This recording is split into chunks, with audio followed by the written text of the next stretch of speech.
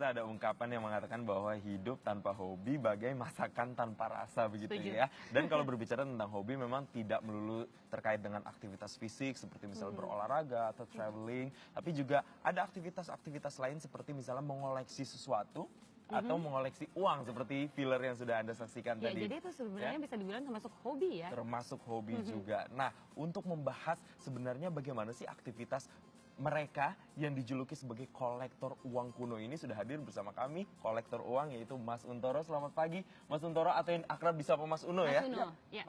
Pagi ya. Oke, Mas Uno, ini kalau kita lihat tadi di filler uang Indonesia kan sangat banyak. Tapi saya mau tanya, Mas Uno kapan pertama kali memberanikan diri atau mencoba untuk jadi kolektor uang kuno itu kapan? Iya, pada dasarnya saya sudah memiliki ketertarikan terhadap dunia numismatika itu.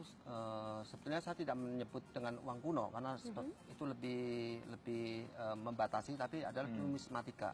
Oke. Sejak kecil, tetapi ketertarikan itu mulai bangkit ketika perusahaan kita mulai goyah di tahun 1998. Saat itulah muncul semacam blessing in disguise. Saya mulai lebih mendalami dunia numismatika ini. Apa yang melatar belakangi mungkin selain dari kejatuhan daripada perusahaan pada 98 ya? Ya, 98, Ada ya. hal yang lain mungkin yang membuat Mas Uno sangat tertarik dengan uang-uang yang ada di Indonesia?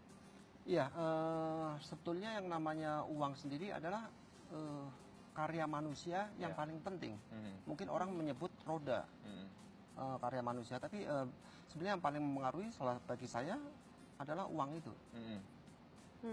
Oke, karena memang uang selain menjadi alat transaksi, tapi kalau misalnya kita kumpulkan itu juga bisa berarti juga karena memiliki nilai historis juga ya, Mas Uno ya. Tapi ini di depan kita pemirsa sudah ada beberapa koleksi ya Mas Uno ya. Iya, betul. Ini boleh ditunjukkan ke pemirsa.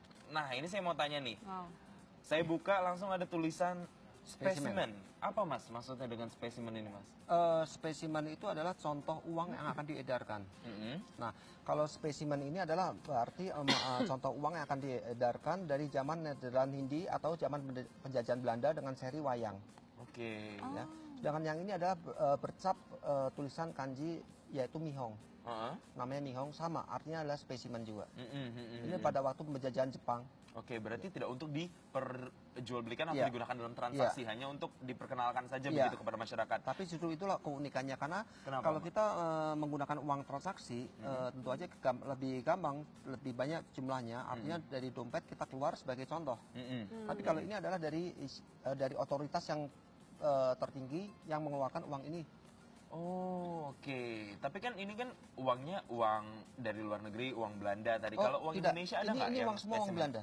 Oh, ini uang Semua Belanda Ini semua. semua uang Belanda. Oke. Dalam arti Indonesia pernah duduki oleh dijajah oleh Belanda, Jepang. Ini semua uang Belanda, uang Indonesia.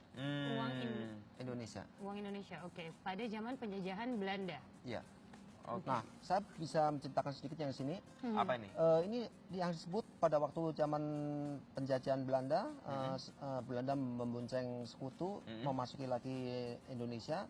Dia menggunakan uang yang disebut uang merah. Uang merah ini yang 3 ini? Iya, Oke. itu disebut uang merah. Pada waktu itu Indonesia mengeluarkan lawannya.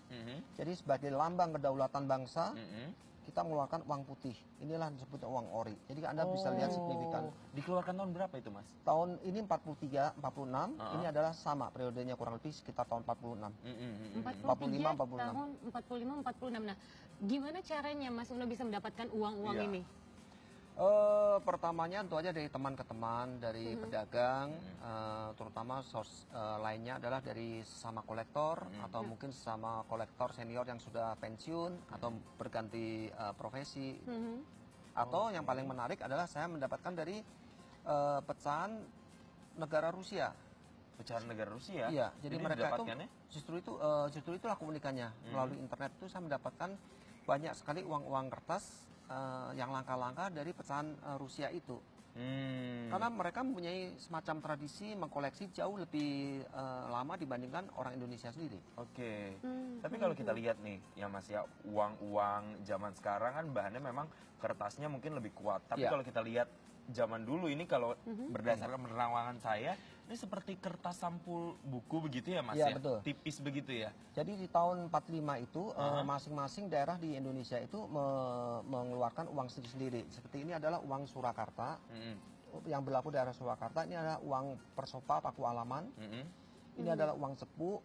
Lalu ini adalah uang Magetan. Ini adalah uang Blitar. Ini uang Madiun. Dan seterusnya tiap wilayah di Indonesia, terutama adalah di wilayah di mana Indonesia berkuasa di Sumatera dan Jawa, mereka mengeluarkan uang masing-masing. Ini disebut uang daerah. Ya. Nah, ada tahu nggak Mas Uno berapa jumlah uang daerah yang Indonesia miliki mungkin? Pernah hitung nggak? Saya tidak pernah tahu Atau secara mungkin angka eksis, tapi kira-kira? kurang lebih mencapai, saya pernah mendata itu jumlah uang yang pernah beredar, jenis mata uang yang beredar itu kurang lebih sekitar 400 jenis. Sekitar Itu ada 400 di jenis. sini. Iya. Ini adalah uang dari daerah Jawa sampai uang daerah Sumatera. Sumatera. Iya, Sumatera. Masing-masing memiliki Masing-masing mata uang memiliki. sendiri. Sejak kapan Indonesia akhirnya memutuskan untuk memiliki satu mata uang Jadi untuk rupiah semuanya? gitu. Menjadi rupiah sebetulnya pada tahun 1946 yaitu 30 Oktober Indonesia sudah memiliki, yaitu dengan mata uang ori ini. Mana? Nah, ini.